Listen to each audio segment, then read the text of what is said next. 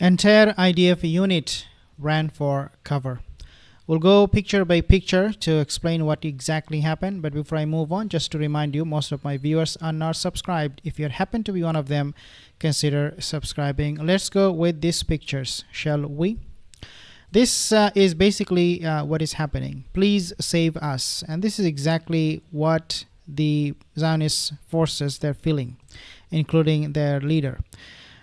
This picture shows a resistance fighter. He's preparing to attack from a ruined compound of a building. For you to be able to launch this kind of attacks, if you are a part of the resistance force, you will have to have the skill. They will not put up somebody there who doesn't have the skill, who doesn't have the accuracy, because these rocket propelled grenades, a lot of the time they use rocket propelled grenades, sometimes they use Yasin shell. They need to hit the target the moment they are being released. If they miss the target, basically, then of course the IDF forces, being the coward they are going to run away from you, and you will lose a big opportunity. Therefore, when you see this kind of photos where a resistance fighter is preparing to launch an attack, you know that this guy knows his business. Now, this is what was used in this attack, the Yasin rocket. And Yasin rocket or Yasin shell has become so legendary for the resistance movement that one of these is enough to destroy a Markava tank, and they have been able to use this kind of launchers, rocket launchers, the Yasin shell, on many occasions, countless occasions. And this is one of those rockets, as you can see on the map here, on the picture here. This is so effective that they are literally calling it the weapon for this war, especially against Israeli Zionist ground invasion in Gaza, when they come with their tanks and they face this Yasin shell. This time they use the same Yasin shell to destroy those tanks, and these Zionist forces, they ran for cover. Now, when we talk about cover, IDF taking cover, what we basically mean is this. Sometimes they take cover, so these are the soldiers, the terrorists, IDF soldiers, and this is a huge, as you can see, military vehicle, armor vehicle. Most of the time they will walk behind it. No problem, you have the right to protect your life, to take cover. But this is very common. This is so common that you will never see Israeli soldiers without that they will have a tank guarding them. And again, in this case, there is no exception. It shows really that the forces, the IDF forces, even though they have every weapon in their arsenal, the modern technology, all the military weapon coming from United States, coming from Europe, after they receive and after they have all those things in their arsenal, nevertheless they are too terrified to go without some kind of fortification, some kind of shelter, and this is very common. And this is why you see they are also sometimes hiding behind walls or in houses in Gaza, in West Bank, and elsewhere, wherever they go to fight. This picture that you're seeing right now, they were taking shelter inside of a house once they came under attack. This is not the exact moment, as you can see on the picture, but this is how they take cover. Every time the resistance forces will launch an attack, they will panic and they will rush to cover inside of a house of a Palestinian residence, and they try to protect themselves. Again, sometimes they will use tanks, other times they will use walls and houses, and also not to mention human shields, using Palestinian people themselves to protect the army. Now, what you are seeing right now is this person. Let's talk about this guy. So this guy, he is a Israeli drone operator, and what you are seeing here is the footage from the drone captured by this guy. Okay, by this guy. How do we know that? Well, this is coming from obviously the Al-Qassam Brigade, the military wing of Hamas, as you can see here, and this is the footage they have also captured. These are some of the other footages they have captured along with this one. Now, how do we know that? Well, that is because the resistance forces, they were able to capture these drones. I'll show you the map, or sorry, the picture in a second. And they were able to get all of these photos from that drone, and they saw how this Israeli soldier was operating this drone. His own picture got captured because the drone fell into the hand of the resistance fighters. Now let's take a look at this.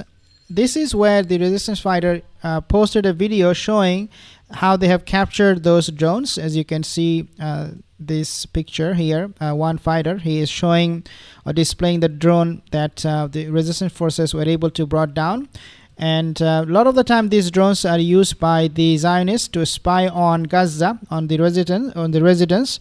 Other times they will use them for lethal purposes, and I have explained to you about that in a separate video. Now this is one of those occasions where you see a Zionist army, looks like a very young guy, launching a drone or flying a drone.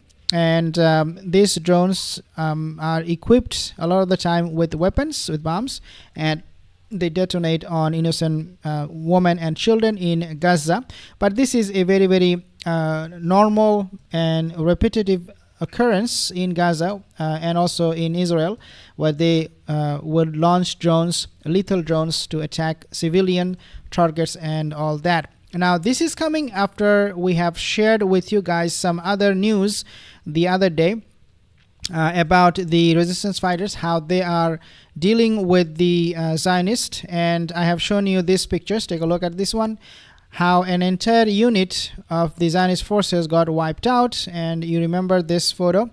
It is so true. This time they also came under attack as usual. And I'll tell you where it is heading, okay, in a second.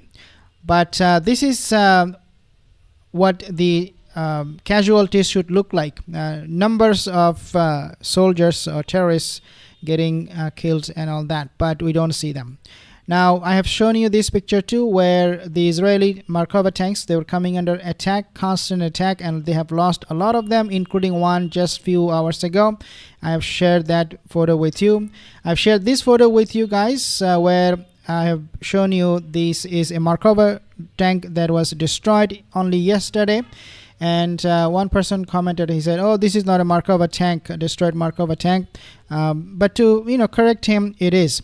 Then they have destroyed another one. This one again I showed you guys. They have destroyed another Markova tank on the same day. So several of them got completely neutralized on the same day. And then we have also seen how now Israeli forces, this brigade, Kafir brigade, is withdrawing. They're running away from the battlefield. I mean, when they say we're withdrawing, we basically know, or what it really means is that they're done. They are running. They're not fighting anymore. So Kafir brigade, they have withdrawn. Now where these are all leading to, where this is where it is leading to. Let's take a listen at this statement from Donald Trump, then I'll tell you why I'm playing this video. If those hostages aren't back, I don't want to hurt your negotiation. If they're not back by the time I get into office, all hell will break out in the Middle East. And it will not be good for Hamas, and it will not be good, frankly, for anyone. Okay, so all hell will break out in the Middle East. Why would he say that about the hostages? Well, it is quite obvious. The reason Donald Trump is now being so desperate is because his legacy, he believes, will be based on this hostage situation. In other words, if he cannot get these hostages out from Gaza, which he thinks is not possible without a negotiation, because the resistance forces, they're very, very active and they're inflicting maximum damage, casualties to IDF forces. Forget about hostages. They cannot even rescue themselves. The IDF forces, they cannot even rescue themselves. This is how cowardice they are. Donald Trump, his legacy will be written, a lot of it based on this hostage situation. Therefore, he is now making it his number one priority to get those hostages out, so that the Zionist lobby will be very happy with him, and they will maybe give him some money, or I don't know what they will offer him in return. maybe another term, who knows? Maybe they will change the constitution, maybe they will rewrite the whole thing, who knows? I don't know what they can do, what they're capable of. The Zionist lobby, they're so powerful. I don't know what promise they will make to Donald Trump, but Donald Trump would want or love to be seen as someone who is the savior for the people of Israel. All right, he wants to be seen as the Messiah, if you like. So he wants the hostages out, and once the hostages are out, guys, trust me, he's gonna bomb the entire Gaza. He will not care about anybody. The only reason we are not seeing a nuclear bomb being dropped, even though the power of this explosive they have dropped on Gaza is almost equivalent of a nuclear, or actually more than the power of a nuclear bomb, nevertheless, the reason they are not using the actual nuclear weapon on Gaza, it is because of those hostages. Once they're out, they will be trashing Gaza forever, saying goodbye to the people of Palestine for good, and they will also want to instill fear into the hearts and minds of anyone who will be resisting against the Israeli forces in the future, that hey, look what they did to us when we tried to resist. They used nuclear weapon. And I mean, when you see nuclear weapon, I mean, we are talking at a very different level of death and destruction. I would really want to make some comments on your comments here, but I cannot because of time. Thank you so much for joining. See you in the next